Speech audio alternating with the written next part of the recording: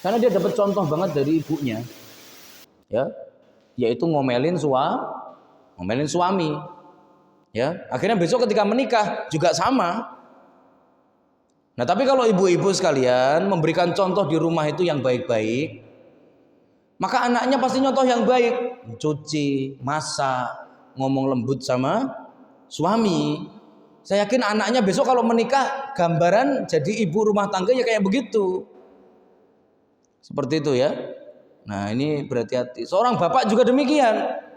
Seorang bapak yang bekerja keras, seorang bapak yang bertanggung jawab, itu secara tidak langsung ngasih contoh ke anaknya. Besok kalau kamu jadi suami kayak bapak, gak boleh gampang ngeluh, ya, kuat, tahan banting. Nah, itu juga ngajarin. Nah, tapi kalau seorang suami di rumah cuma gelimbang-gelimbung doang, gak ngapa-ngapain, itu ntar anaknya juga nyontoh. Besok kalau jadi suami aku juga begitu ah, mau gelimbang-gelimbung doang, gak ngapa-ngapain di rumah, ya, ngopi mulu kerjaannya, begitu ya. Ya itu ngajarin anak juga. Maka berhati-hati buat kita, ya. Anak adalah peniru yang ulung, diam-diam dia akan meniru kita. Nah, disinilah kalau kita ngasih kebiasaan-kebiasaan jelek, ya kita juga akan ditiru, ya, seperti itu. Dan ternyata betul, orang tua yang tidak produktif, ya anaknya nggak produktif juga, niru orang tuanya, tidak jauh beda. Nah, cucunya ngelihat, nah, cucunya ikutan juga, ya, seperti itu. Begitu juga, ya, perempuan, seorang istri dicontoh oleh anak perempuannya, ya, dan dicontoh generasi setelahnya. Maka dari sinilah barakallahu fikum, jangan sampai kita ini meninggal dunia lalu kemudian masih, ya, dicatat berbuat maksiat gara-gara kita ngasih contoh yang tidak baik, ya. Kemudian yang selanjutnya siapa lagi orang tua yang akan digugat oleh anak-anaknya pada hari kiamat, ya, yaitu orang tua yang tidak mau mengurus anaknya. Orang tua yang tidak mau mengurus anaknya. Kafa bil mar'i itsman ayyudayyi'a man ya'ul.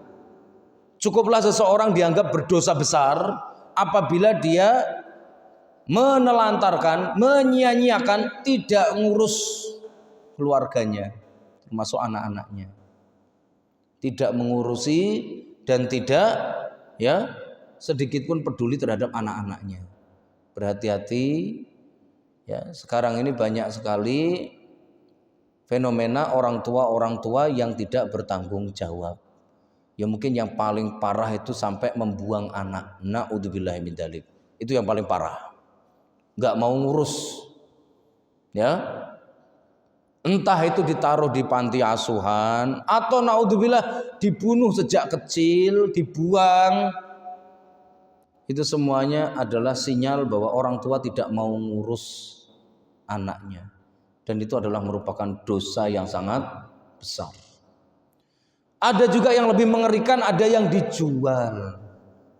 Makanya sekarang Indonesia ini termasuk negara yang cukup mengerikan, karena ternyata juga banyak terjadi praktek jual beli anak. Satu anak kadang dijual 20 juta. Ada ya, pada waktu itu ditemukan di pedalaman Sumatera, Pak.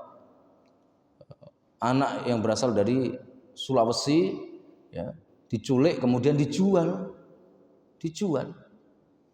Ya. Dari sinilah maka kadangkala ada juga orang-orang yang sengaja memang nggak pengen ngerawat anak-anaknya dijual. Na'udzubillah min dzalik. Itu adalah dosa besar seorang tua yang harusnya besok anak itu menunggu di pintu surga, ya, atau menunggu di pintu neraka supaya orang tuanya nggak masuk neraka. Maka pada saat itu akan berbalik.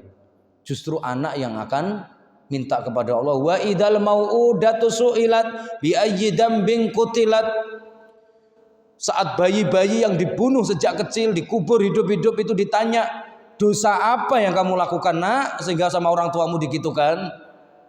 Saat itulah anak-anak itu akan menuntut kepada Allah, masukkan orang tuaku ke neraka.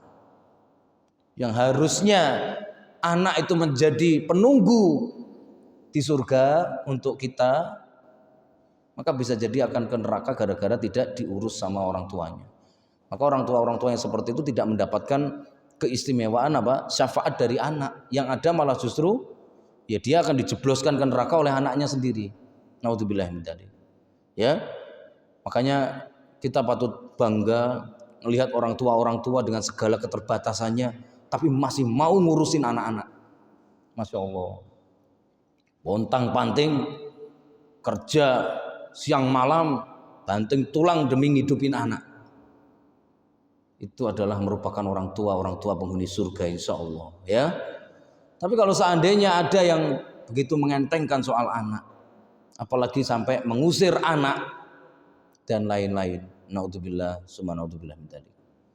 Itulah orang tua calon penghuni neraka. Ya. Nah, jadi berhati-hati ya, kita semuanya bertugas untuk mengurus titipan Allah Subhanahu wa taala. Kemudian termasuk siapa lagi orang tua yang akan menghuni ya, yang akan menghuni neraka. Orang tua yang kelak akan digugat oleh anaknya, yaitu orang tua yang tidak mau mengakui anaknya sendiri. Nah, ini berhati-hati, walaupun anak kita itu barangkali ya, bahkan ya mohon maaf, seandainya beda agama sekalipun, jangan pernah tidak mengakui anak sendiri. Ya, kita sudah dikasih sampel